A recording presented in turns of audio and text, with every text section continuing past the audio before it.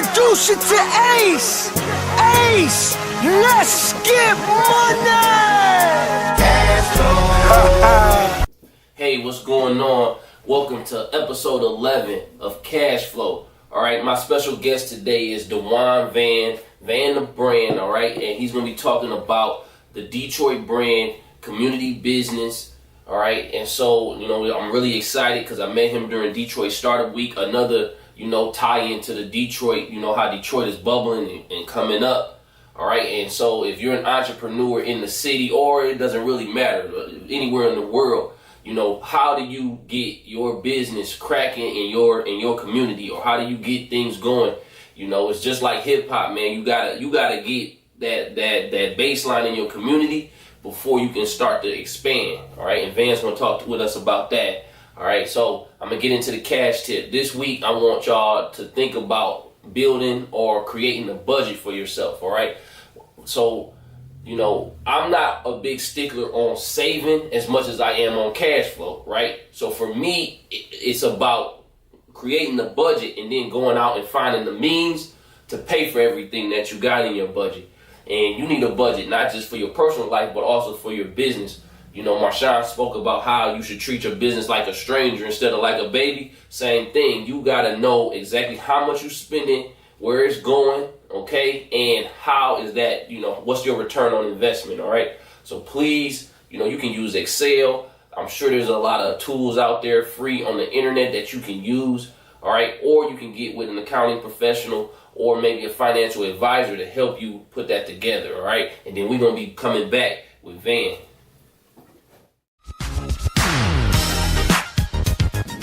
Baby Backs, located on 7 Mile in Livernois.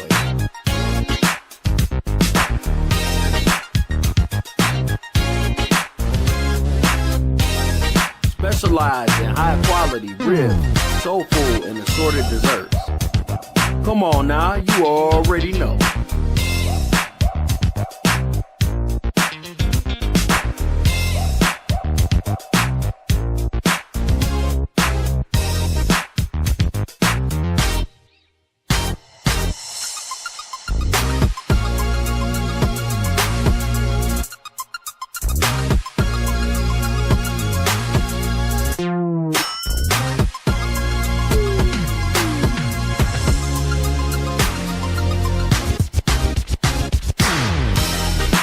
Ribs so good, you're sweating magic. All right, man, we are back, all right, with Dejuan Vann, the CEO of Finish Digital, all right, and he's going to be talking to us about his path in entrepreneurship and how his company is generating cash flow for himself, but also how he helps businesses in Detroit. So, Vann, kind of talk to us about your path to becoming an entrepreneur. Gotcha. So my path wasn't the traditional entrepreneur route, if we can even put traditional entrepreneur together. But it's for me, it's all about like being mission driven. Okay. And so when I started off, just my career in general, I did a lot of like volunteer work, worked with a lot of nonprofits, and just wanted to kind of give back. And what I ended up learning was, in order to make a big impact, you have to have like a power position. So I found an organization who was starting a small business association. And so I started there, and I helped build that association, created it, funded it, and got businesses working together. And I actually did it in what at the time was deemed as the most dangerous neighborhood in Detroit, and that's the 48205 area, right? And so to even think you're going to create a business association around that time was like you was out of your mind. But we ended up doing it, and it was incredible to see a lot of like small business owners come together and understand like what their issues were and how they're going to fully, develop and grow. And I was there to kind of nurture all those relationships. So that was my start. After that, I started working with City Council, City of Detroit, doing the same work at a grander scale. So I helped businesses develop and figured out like different resources they needed to help make them better in the city of Detroit. So now I'm working for City Council in a large district and not just a generalized area. After we started to see what the trends were, we developed new programmings and different organizations that help those small businesses as well. So then after that, I got a little selfish. And so I was like, hey, this work is amazing. It's impactful. But at the end of the day, it's not helping my pockets right now. So I wanted to achieve more like financial freedom, if you will. Yes. So I started going into corporate America. And in corporate America, my finances were a lot higher than what they were when I was working in nonprofit. And you're going to see that a lot of times anyway. So I managed to get to six figures. And everybody always wants to get like, man, I can't wait when I get six figures. I want to be a six-figure guy. So I was making six figures, and I could do anything I wanted financially, like anything I wanted, like whether it was a trip, whether it was a purchase, a luxury item, it didn't matter. Like I was financially free to do it. But what happens is once you start doing stuff for money, you lose that passion. You don't feel fulfilled anymore. So I stopped feeling fulfilled, and I was literally there just for the money, and that's like a hard pill to swallow sometimes. And so I was like, man, I need to do something else, because this right here isn't enough for me. So I need to take my talents and my skill set somewhere else, and this right here doesn't fulfill me fully. Like the money is good, but it's just money at the end of the day. Like what's your purpose? How are you going to make an impact? Like what type of legacy you're going to leave when you leave this earth? So I straight up quit my job in November with no plan at all. Everybody thought I was crazy, but I felt like I was crazy if I was staying here. You know what I mean? I'm staying here, giving them all my talents and my skills, and I should be taking this elsewhere. So I quit my job in November. No plan whatsoever. I don't suggest this for anybody out there. Do not do this. But it is something that, I did. And I lived with that. And for the first month, I didn't really know what I wanted to do. So I just started kind of planning and strategizing. And then this past January, I officially launched my company, which is Finish Digital, a digital marketing company that helps small businesses and community organizations. We specialize in whether it's social media help, social media advertising, building websites. We try to do it all for a lower budget than what a lot of these digital marketing companies are charging. So we try to be that one-stop shop boutique for those small businesses. And since we launched, we've had several clients, and we're steady building out more talent in our organization. We're right now we have a couple projects that are underway. I can't really speak about them right now, but probably within the next 3 months, there's going to be some huge announcements. I'm really excited for. Okay, that's great, man. I mean, you talked about, so you was making good money, right? But you talk about this passion. Yes. You talk about like what was that exactly? What was it like? I mean, you kind of talked about you quit, but like, what was the like when you walked in the door at work and you was like, that's it? What was that moment? I think it was just a constant build-up, man. Because it wasn't just that day. It was consistently like month in and month out. I'm feeling like, man, like this is going nowhere. It was almost dead end to me. I was like, it's just the same thing. So it was just so much build-up to one day I just popped, and I'm like, I'm done. Like I physically cannot stay here. Like I have to leave. And at the time, my supervisor thought like, hey, you're just going through something. I'm gonna give you a day off. Then he gave me a week off. And then when I didn't return, he knew I was serious. So it was something that just over time, man, it wasn't anything specific. I just felt like just thinking about it day in and day out, it just was killing me. Like killing my spirit. Just killing who I am as a person. And then I finally got fed up and just like exploded, in a way. And I said, hey, this is my last day. I'm gone. And this is it. All right, we're going to be back with more from Dejuan.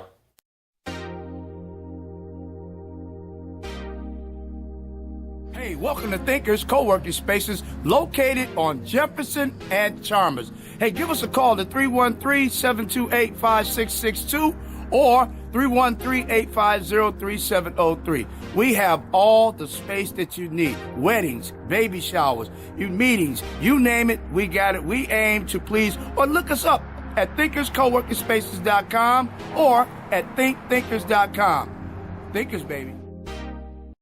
We're back with Dejuan Vann, and he was talking to us about his journey in the entrepreneurship.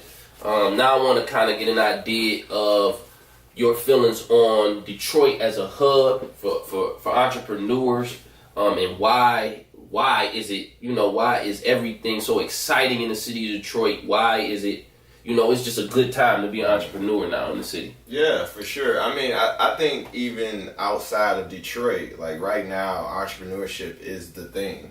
I remember being younger, like 15, looking into like owning a business, and it wasn't like it is now. Like, it's so many different resources. Everybody wants to do it. It's like trendy and it's fun. So just outside of Detroit, entrepreneurship is one of those things where everybody wants to do it, and it's this wave. Detroit in particular has a lot of good things that are going on, especially with like technology now. There's a lot of new tech companies that are coming downtown. We just recently did Detroit Startup Week, which was a 7-day kind of celebration for entrepreneurship. And even if you weren't an entrepreneur, Detroit Startup Week was just an event for the entrepreneur minded. Yeah. Because you were able to get some type of like resource, some type of connection, something that could help you with your life journey. And I really believe that. So hopefully a lot of people love that 7-week event. And 7-day event, and hopefully it's bigger and better next time. One of the things that I seen during Detroit Startup Week 2 was it was so much synergy in the downtown area, Midtown, where we were doing events, having panel discussions. It was like super exciting, right? Super fun. I was part of the team who organized the events for the neighborhoods. So the neighborhoods, talking about Osborne, talking about Grandma Rosedale, Southwest Detroit. And that same synergy wasn't there. And so what I think is happening is we're forgetting about the neighborhoods, and we're focusing on downtown and midtown maybe a little too much. And I mean, it's an age-old tale. It's always been like the two tales in one city, right? So it's like downtown Detroit, the neighborhoods. You know what I mean? It's two different situations. So I want to say, especially for next year, like, we have to start promoting neighborhood businesses a lot more. We got to do a better job at that. There's so many unique stories about entrepreneurs who may not have the luxury of being downtown, can't pay that high rent, aren't able to have, that business, or doesn't have that network. So we have to really focus on bigging up and promoting those neighborhood businesses, those mom and pop shops. Making sure we're shopping there more, we're investing, and not just kind of segmenting downtown versus everywhere else in Detroit, because there's no way the entire city can come back without us including the neighborhoods. We're the comeback city, and everybody is like excited, and it's so many great things, which it is. I'm a person that you can find me downtown a lot, but you also can find me in the neighborhoods talking to different business owners, partnering with organizations, figuring out a way to really, make this whole city work. So that's my 2 cents. But we'll be doing Detroit Startup Week next year, and I want more involvement with a lot more neighborhood businesses this time. Yeah, I mean, I got to be a part of that, and I mean, it was very educational. But one thing that I always have an issue with is focusing too much on technology, right, and not on just plain old, I buy something for less and sell it for more. Exactly. And so the basics of business, right? And I think we're saying the same thing, where people fall in love with downtown, and people fall in love with coding, but like the grit and the grime of business is in the neighborhoods, right? Like, one thing that I always talk about is, man, it's millions of dollars on 7 Mile, it's millions of dollars on 6 Mile, it's opportunities outside of the more the more fluent neighborhoods in the city. You don't have to just be in Midtown and downtown to make money. You can make money all over the city But it's understanding the market, understanding what people really want and what they really need. Right. And so I think that's huge. That that would be huge for a program like Detroit Startup Week or any program that deals with small businesses in the city to focus on the neighborhoods, because those people need the same type of education, the same type of assistance grants available. And I'm sure they could not only get the same return, but a better return even. 100%. And I think you kind of touching on it too. One area that is like thriving right now is going to be even better as time progresses is the 7 Mile, Illinois, the University District. I mean, Cuzzo's, that restaurant is a true testament of that, of neighborhood business that can be successful. It's always packed. Like every time I go in there, I got to wait at least 30 minutes. Yeah. Food is amazing. So you have those different businesses like in the neighborhoods that are here and there, but to have the entire neighborhood doing well and the entire Detroit doing well is the real mission. Yes, definitely. All right, we'll be back with more from Vann. Wazoo Mobile Technologies, connecting businesses and customers at a fraction of the price. Wherever you may go, quickly and easily find and compare deals and businesses with Wazoo.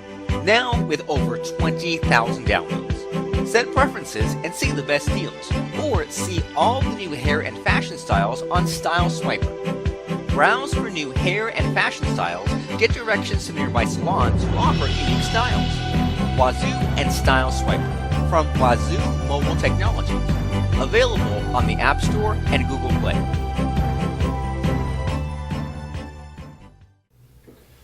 All right, Dejuan, so what are 3 tips you would give other business owners, in regards to, their journey and having success?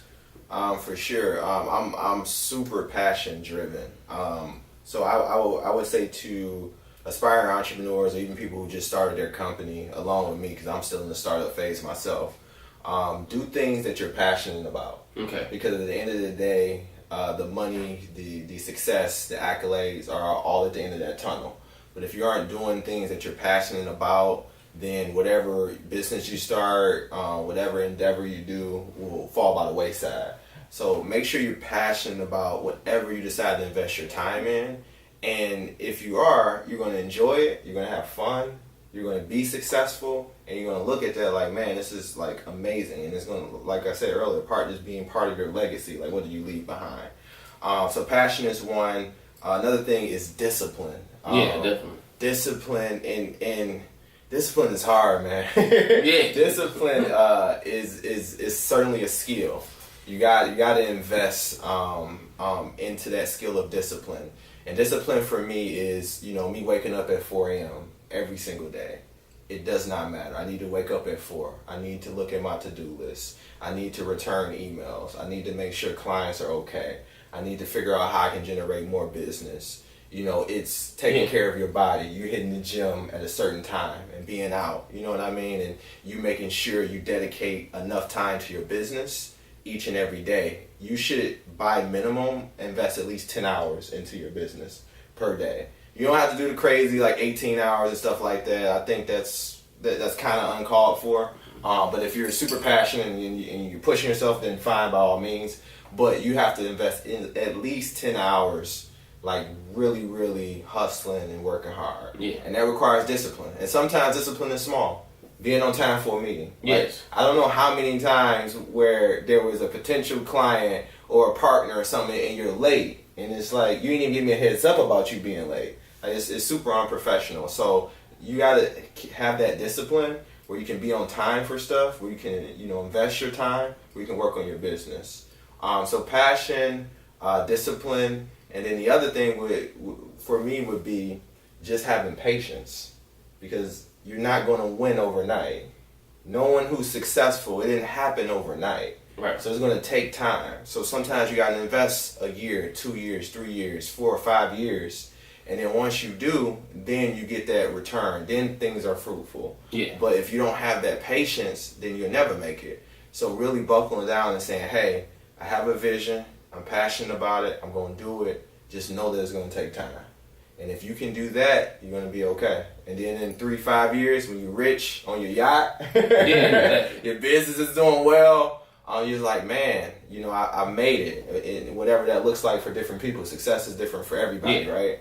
But I will tell you, to get to success, it's going to take that time. You're going to you got to put the work in, and just have patience. Yeah. No, everything you said is excellent and true. But going back to taking your time, what are your goals for the next 12 months, 5 years, and even 20 years from now? Gotcha. So 12 months. Number one, I want to always hit my number in terms of like income and money I generate from the business. So I'm going to make sure I hit those sales goals. The other thing would be I want to find good talent to onboard to my company. So I want to have some of the best like creators, some of the best people that analyze data, some of the best people who understand where social media and the internet is going, because there's so many complexities with all these different tools that we have, like from the software we're using, the apps, to the websites we're on. It's so many different things to consider, and what can really make a brand pop, what can make a business work, how can you sell a product, what kind of e-commerce site can I set up. So having those people that are really, really good at understanding that is super important, because if you can build that team and have that talent, then your business can go to the next level. So I'm really, really focused on, in the next 12 months, is finding good individuals I can partner with, or I can work with, and I can help build other companies with. So being able to have a solid team is super important, and they have to be just very talented at what they do. I want to nurture that talent. I want to be able to have a company where we're super creative. You know what I mean? Like I even think about like how I want to set up like note systems, like for people I work with. Like I want to just brainstorm and we do mind mapping. You know what I mean? So we're really creative at everything that we do. So finding the right people to work with is going to be super important and probably critical for my success for the next 12 months. Okay. In terms of 5 years, in 5 years, I hope that my company is doing really well. I have a good amount of talent on my team. I want to get to the point where after this is doing good, I can start venturing off and working on another business. Because eventually I want to become a serial entrepreneur. Where I have more than just this one business. So having several other businesses, making sure this business is doing well, because you don't want to just jump ship. A lot of people do jump ship on this business and start something else. Right. Like really, you need to be making 100,000 plus from one business in order to even think about starting a second one. So having multiple businesses is going to be super important for the next 5 years for me. And even in the next 20 years, I want to be in a position where the valuation of my company is extremely high. So I have an exit strategy just in case I need to sell the business. Yeah, exactly. So you want to make sure your business is valued at multiple millions of dollars, especially if you have investors and you have an exit strategy. You can leave this business and go elsewhere. So making sure this business is doing really, really well in 20 years so that I can sell it or give it something to my kids as well. Just depending on what we're looking at, what marketing looks like in 20 years, right? So that's what I'm hoping for. Fingers crossed. It's such a journey. Who knows what any of this stuff is going to look like in 20 years? But that's what I'm thinking. Awesome, man. All right, man. So I want to thank Dejuan for coming through today. We got a few more segments to go through. I hope he sticks around, and we'll be back. The idea of starting a new business is exciting, but one will have to go through lots of obstacles before it turns into reality. Financial decisions made on the early stages of forming the business will dictate whether the venture will succeed or fail. But with Pettis, we'll help your business maximize in profits while minimizing your tax burden. We'll help you weigh the pros and cons of each financial decision you will take. We'll also form your business and set you up with free accounting software to help you keep track of your income and expenses. Don't risk making a mistake. Contact Pettis LLC, your full-service accounting firm in Detroit, for practical advice that will help you make the best decisions for your new business.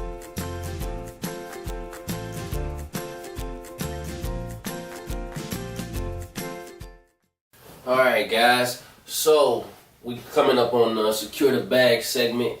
All right, and I want to talk to you guys about customer acquisition. Okay, how are you going about bringing in new customers to your business and making sure that you are following up, following through, closing deals. All right, and then kind of going through the referral process as well. I think that it's very important to probably incentivize your referrals.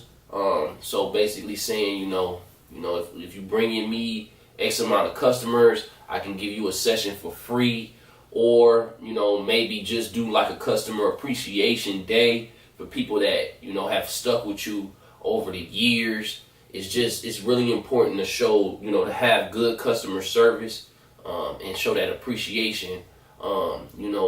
Talking with Dejuan, also I think a good thing is focus, content. So on your social media, on your website, having, on your vlog or blog, having information that is educational, but that is also specific to your customer base, so that they can realize that you are the expert in your business. And so when they hear something in regards to what you're doing, no matter what it is, they know that, oh yeah, such and such, yeah, he definitely is the expert in that field. And you want to get to the point where your reputation actually is preceding you, as long as it's a good reputation. But you want to make it so that the reputation is preceding you, because I've had in my own experience, people be like, oh yeah, you the accountant. And I'm like, I don't even know who you are, but you know that I'm an accountant. I'd rather you be saying that to me, though, than saying, oh, you the guy that, is horrible with taxes. So it's about building your brand, right? And getting to the point where, when people see you or finally meet you, they already know that you are about your business, you take care of your customers, and that, you just have a reputation that, that is solid. All right. And so a solid reputation will help you secure that bag. So, that's real big. Okay. Now we're going to go straight into our celebrity or sellout. All right. Talking about the Detroit brand, I thought that it'd be good to kind of talk about one of the biggest artists, whether it's music, entertainment, business, is Eminem, Marshall Mathers. Grew up, in the suburbs of Detroit, but not too far from the city. And I don't know about you, but I can remember the first time I heard Hi, My Name Is, on MTV or on the radio. His impact in the music business has kind of shifted everything, in my opinion, as far as the reach globally that artists have, being able to go to Europe and generate money, but also middle America, and so, Dr. Dre, they would say, is a genius for putting this guy on. And that's another thing, we kind of touched on that grind before you shine. I think Eminem definitely had that, where he kind of was underground for such a long time, and it just took that right opportunity, and once that opportunity came, he took full advantage of it. And now the man has sold over 220 million albums across the globe, records across the globe, has his own record label, of course acting, won an Oscar, and also has done some endorsement and joint ventures with some brands out of Detroit like Chrysler. So I think that the lesson to take from this individual, who is extremely talented, is that it don't just happen overnight.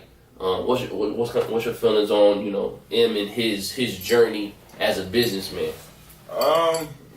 So with Eminem, I don't know how many ventures he do outside of music. He's usually kind of quiet, and I think the reason for that is because he's so big as far as music goes. Like, he has a solid fan base. Like, he can literally drop an album, right, do a tour, and he's good. And for other artists, you're talking about like your 50 Cents, talking about like your Dr. Dre's and those type of artists. Their music is big, but their ventures are large as well. And I think Eminem, can be kind of lax on the business end because he's such a big artist. Right. And that's not for everyone. You know what I mean? No. These other artists don't sell as much as he sells and have that guaranteed check at the end of their tour that's going to be that large. So people like Eminem, he might have a venture here or there and he's usually quiet, but that's because he has the ability to have that strong fan base and sell the amount of records that he does. I don't know how much Eminem does for Detroit. I see things here and there, but in my opinion, he was the biggest hip-hop artist, and at the time, at his height, was the biggest hip-hop artist ever, especially with the records that he was breaking. But I never seen him do too much for Detroit. I see more artists like Big Sean, Dejuan for T Grizzly, artists like that doing a lot more than what Eminem is doing for the city. And I have no idea why. I just know when you have a platform and you have a lot of people ears and eyes that you should use it to the best of your ability. But in terms of like his ventures, I don't see a lot, and that's just because he's Eminem, huge artist. He could drop something tomorrow and it probably won't be as good. It could be lukewarm, but it's gonna sell. I think that's a credit to I think that's a credit to the way that he came into the game, and also kind of he didn't sound like anybody else before him, and so he brought a whole nother audience to hip hop, and there's a lot of brand loyalty when it comes to Eminem. It's a lot of people who are, it doesn't matter what he does, they're going to want to be a part of it, and they're going to want to, when he does shows. But I do agree that he kind of is more focused on being an artist than anything else.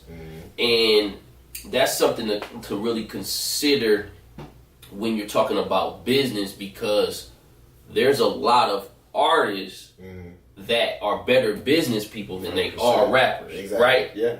So M is like the opposite, where he's such a good rapper. I would also say for sure Lil Wayne. We know he's not that good at business, so he's definitely a better rapper than businessman, right? There's certain artists where they are better. They're better at artistry than they are at business, right? And it can also happen in your field. Like you may be really good at designing websites, but you're not that good at getting people to buy websites from you, right? You know what I'm saying? Right. So that's where I think partnership is huge, and I think Eminem has aligned himself with some of the best business people in the game. Paul Rosenberg, Dr. Dre, Jimmy Iovine. That's where you got to give up a little bit to survive in the game, because yes, as an artist he's killing it, but as a businessman he's needed assistance. That's okay, just like in business, you got to build a team. You do. You know what I'm saying? Sure. You do. All right, so before we go, I want to thank Dejuan for coming through. Let the people know how they can get in contact with you. Absolutely. You can go on my social media. It's Vann the Brand. Really that simple. V as in Victor, ANN, then the brand. On all social media right now. I don't think it's a platform that I'm not on. I'm rebranding right now my personal website, vanthebrand.com, as well as my business website, and that'll be coming in a couple weeks. But my personal website is vanthebrand.com. That'll be coming. And also Finish Digital, which is my company. FinishDigital.com is the website. You can check out more information, get in contact with me, send me any direct message, any questions you have. I'm always here to help. That's my main thing. I always give first. Great, man. All right, so take away from today, your path to entrepreneurship is not going to always be easy. Even the path to it is not as easy. And when you get in the game, it's not always easy. But I agree with Dejuan, where you keep grinding, and believe me, before long you're gonna see the benefits of the work that you've been doing, and you gotta enjoy the journey at the same time. When he talks about the passion, it ain't just about the end result. Sometimes it's about the adventure, the journey to getting there. All right, so check us out. And I'll be back next week. All right? Go get that cash flow. To Ace! Ace! Let's get money!